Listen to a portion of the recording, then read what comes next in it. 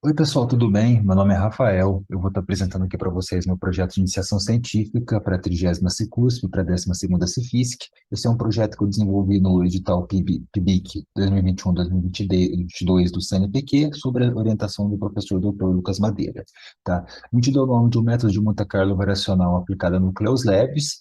A gente estava interessado em estudar sistemas nucleares mais leves, ali, os núcleos mais leves, com até 4 nucleons, com ênfase no Deuteron. Vou falar só do Deuteron aqui para vocês, tá? Então, resumidamente, a gente vai começar por um modelo bem simples, tentar reproduzir a energia de ligação em raio quadrático médio desse modelo, mas eu já vou mostrar que dá para tirar conclusões interessantes com isso.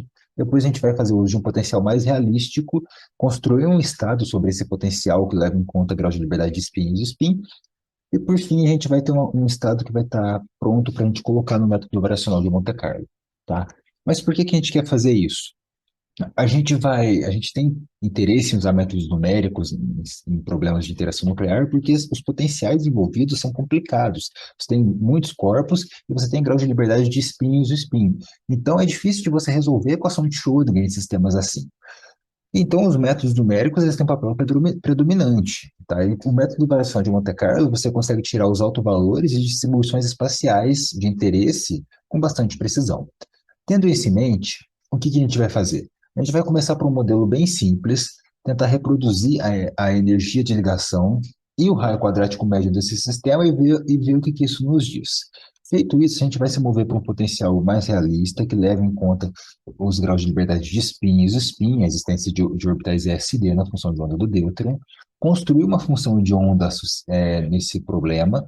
Isso vai nos deixar no estágio em que a gente tem um modelo quase pronto para colocar no método de variação de Monte Carlo no futuro, para aí a gente ser capaz, no futuro novamente, de resolver o problema do tríton e da partícula alfa, tá?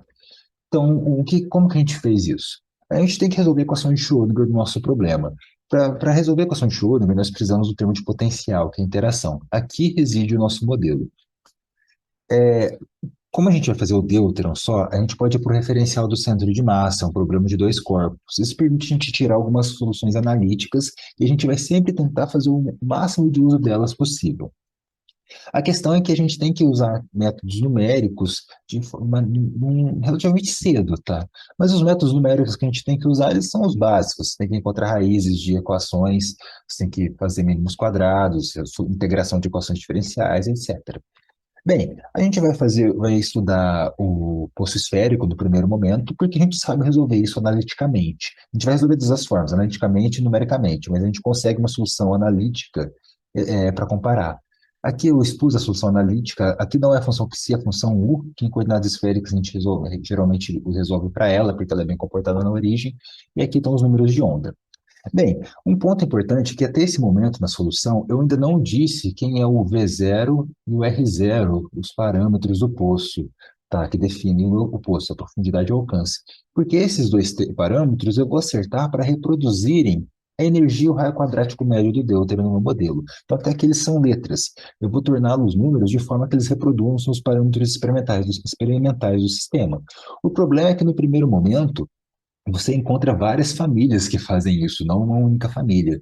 O que acontece é que você está tendo fa- é, soluções que representam estados ligados excitados do poço esférico. Então você tem o primeiro estado excitado, o segundo estado excitado, que não me interessam. Embora eles tenham a mesma energia de ligação do deutério, a gente sabe que o deutério tem só um estado ligado, que é o estado fundamental. Então a gente quer jogar esses estados fora.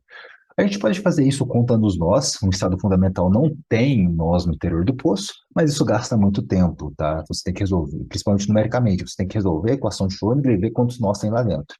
Uma forma de fazer isso sem ter que resolver a equação, se eu te dei o V0 e R0 e sei se é um estado fundamental ou um estado ligado, é com o comprimento de onda de espalhamento, o comprimento de espalhamento, tá? Isso é uma quantidade que diverge sempre que aparece um novo estado ligado dentro de um potencial. Fazendo uso dele, a gente consegue isolar o estado fundamental, e aí a gente consegue uma família de pontos que reproduz a energia de ligação e outra que reproduz o raio quadrático médio, está aqui, essas famílias, e se você fizer um ajuste linear, onde essas duas famílias se aproximam, e encontrar o ponto de cruzamento das duas retas, você consegue encontrar pontos que reproduzem simultaneamente a energia e o raio quadrático médio, né? Você encontra um ponto que reproduz simultaneamente esses dois parâmetros experimentais. A gente pode fazer isso com a solução analítica ou a numérica. Aqui, em ordem de grandeza, é o que interessa para a gente. O valor absoluto não tem tanto interesse por ser modelo artificial. O que importa é a profundidade do poço, ela é 1000 vezes maior do que o valor da energia, em ordem de grandeza. Isso é muito interessante porque você tem um poço extremamente profundo, mas o seu estado ligado, ele está muito raso. Ele está na beira de virar um estado de espalhamento. É por isso que o Deuteron só tem um estado ligado, você não tem espaço para ter estados excitados, só tem o estado fundamental. Também é por isso que o raio quadrático médio dele é tão grande em comparação com os outros núcleos. Bem, mas agora a gente quer colocar um potencial mais realístico, que leva em conta graus de liberdade de spin e uso-spin. Então a gente vai fazer uso desse potencial, que além de sentir os graus de spin e iso-spin, ele mistura os orbitais S e D, que tem uma função de onda do Deuteron experimentalmente, que a gente observa. Esses potenciais veias radiais aqui, eles são obtidos do experimento, eu deixei eles expostos aqui para vocês.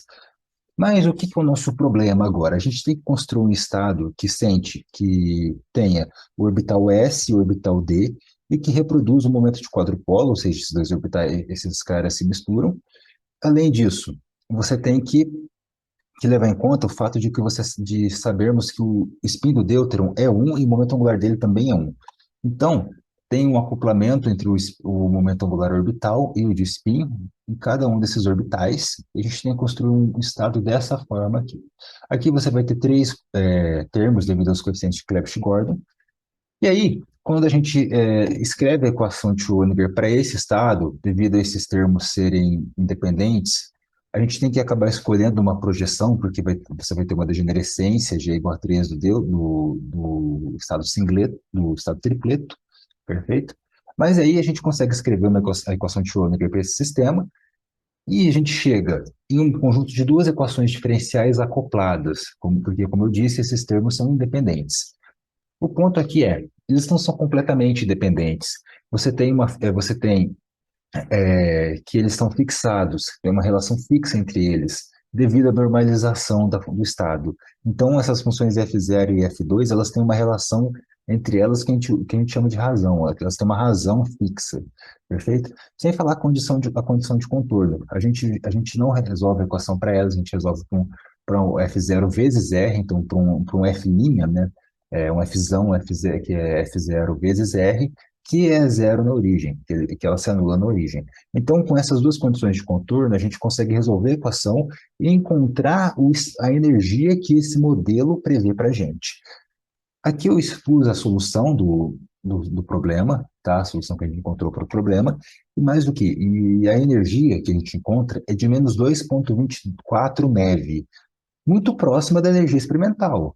E perceba que em nenhum momento aqui eu fixei algum parâmetro para reproduzir essa energia. Então a gente utilizou um potencial que tinha termos condizentes com o que a gente sabe do experimento, que a gente sabe que tem que ter para reproduzir uma ligação, uma interação desse tipo, e isso nos deu uma energia muito próxima da experimental, que valida o modelo. Bem, então para concluir, o que que a gente fez? A gente utilizou dois modelos de potencial.